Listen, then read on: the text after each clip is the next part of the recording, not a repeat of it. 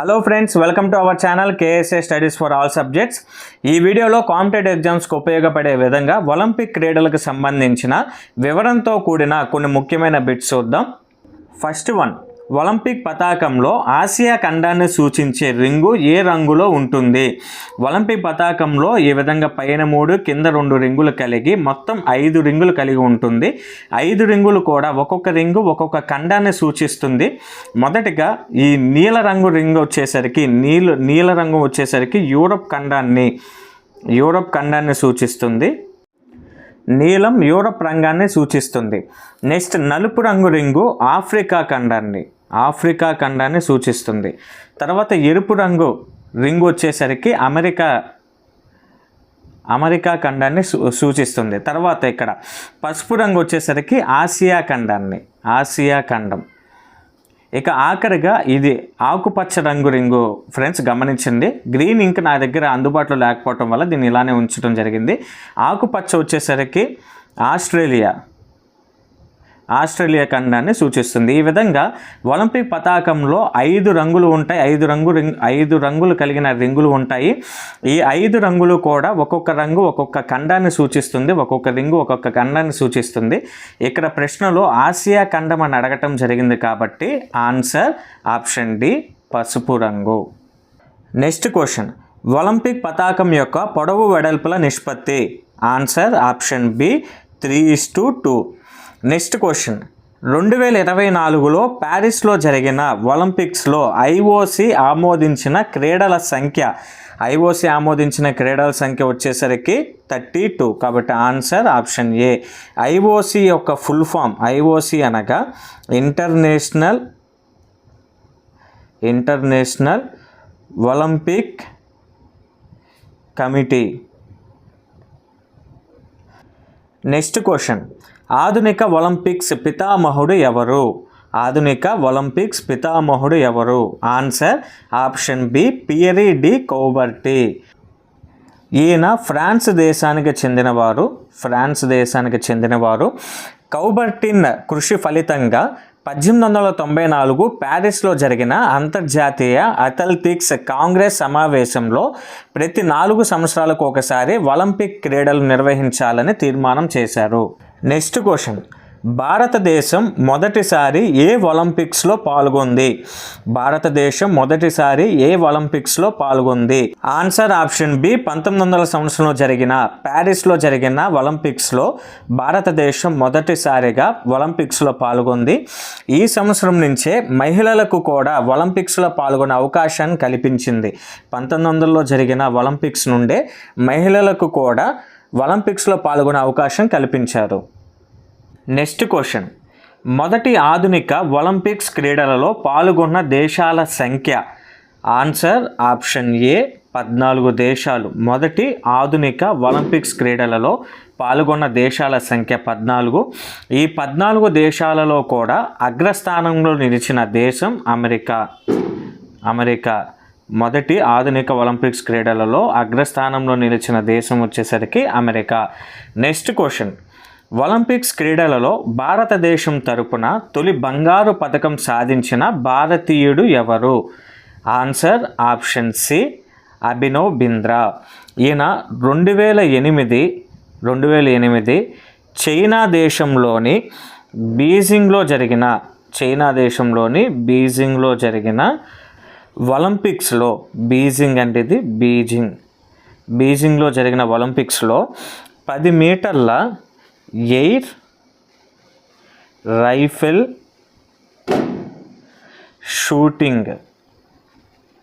Shooting విభాగంలో స్వర్ణ పతాకంను గెలుచుకున్నారు అభినవ్ బింద్రా గారు. నెక్స్ట్ క్వశ్చన్, ఇప్పటి వరకు ఏ ఖండం ఒక్కసారి కూడా ఒలింపిక్స్కు ఆతిథ్యం ఇవ్వలేదు?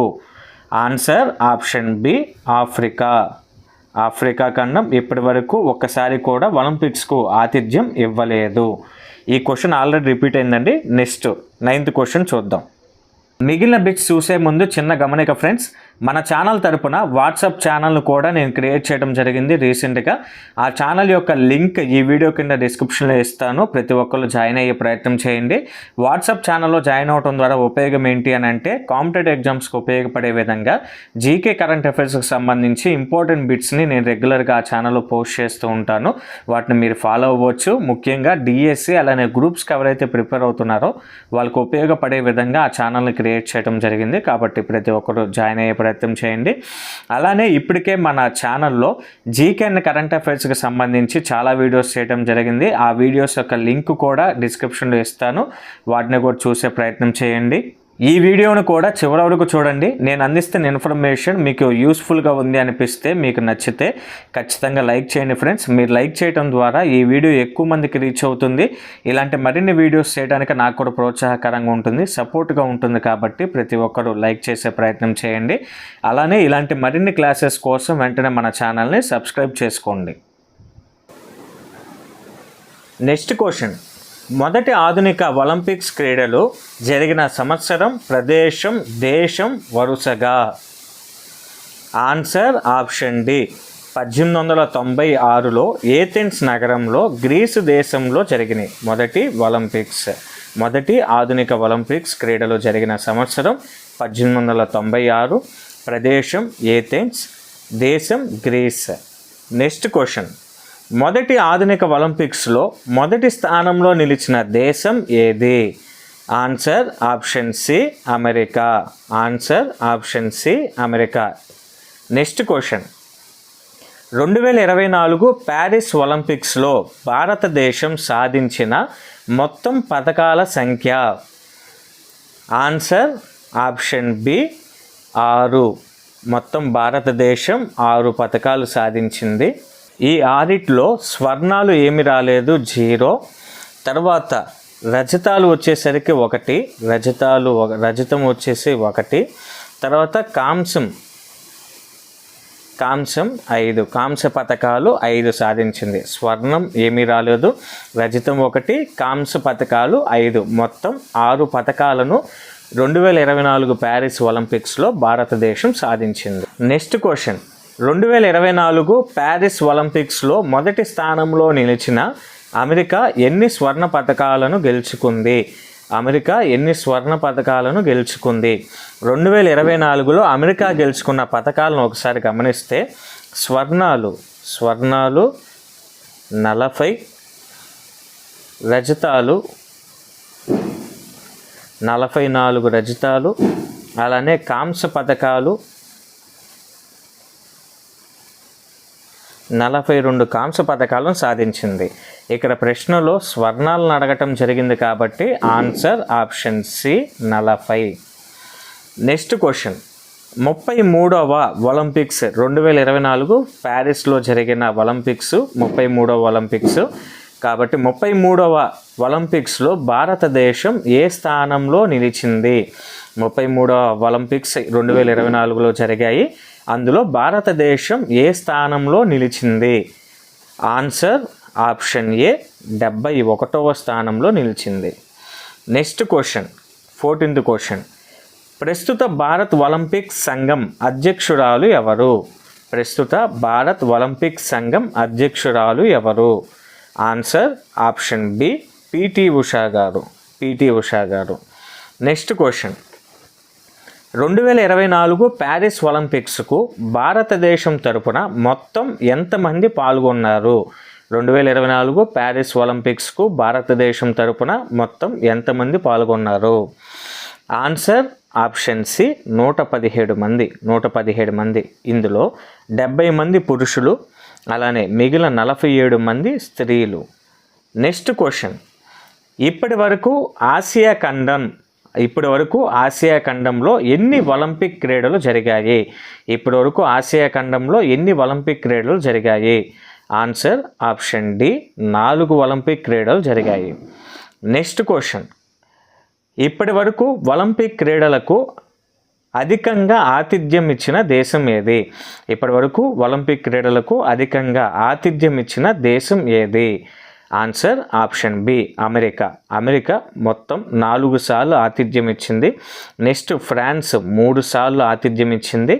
ఆస్ట్రేలియా అలానే జపాన్ ఇవి 2 కూడా 2 సార్లు ఆతిథ్యం ఇచ్చింది. ఆస్ట్రేలియా 2 సార్లు, జపాన్ 2 సార్లు ఒలింపిక్ క్రీడలకు ఆతిథ్యం ఇవ్వడం జరిగింది. కాబట్టి ఆన్సర్ ఆప్షన్ బి అమెరికా.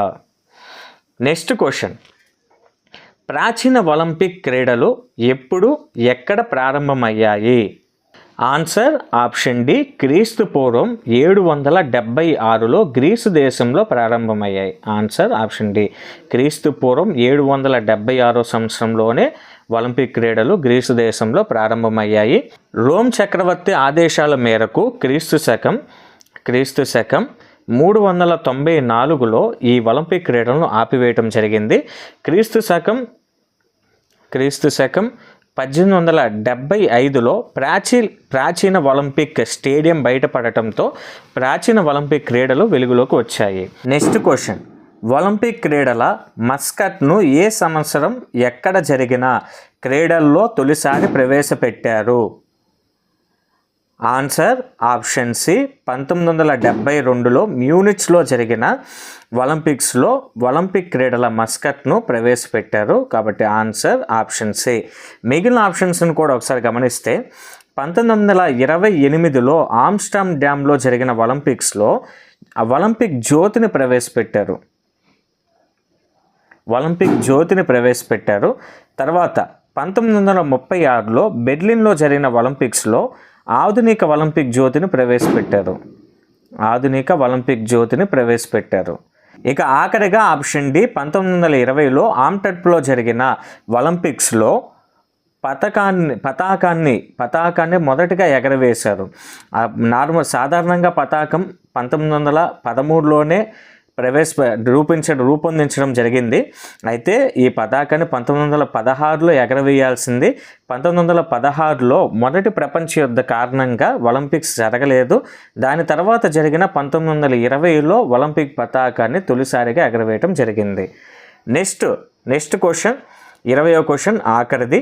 ప్రస్తుత ఐఓసి అధ్యక్షులు ఎవరు? Answer option A Thomas Bach. ఈయన జర్మనీ దేశానికి చెందినవారు. 9వ అధ్యక్షులు.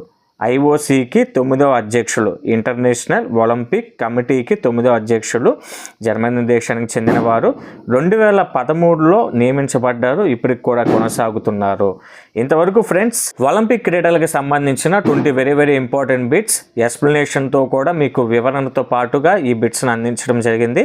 కాంపిటేటివ్ ఎగ్జామ్స్కి ఈ బిట్స్ చాలా బాగా యూజ్ అవుతాయి. కాబట్టి ఈ సమాచారం మీకు యూస్ఫుల్గా ఉంది అనిపిస్తే ఖచ్చితంగా లైక్ చేయండి ఫ్రెండ్స్. లైక్ చేయడం మాత్రం మర్చిపోకండి. మీరు లైక్ చేస్తే ఎక్కువ మందికి ఈ వీడియో రీచ్ అవుతుంది, నాకు కూడా సపోర్ట్గా ఉంటుంది. అలానే జీకేకి అలానే కరెంట్ అఫైర్స్కి సంబంధించి ఇలాంటి మరిన్ని క్లాసెస్ కోసం వెంటనే మన ఛానల్ని సబ్స్క్రైబ్ చేసుకోండి.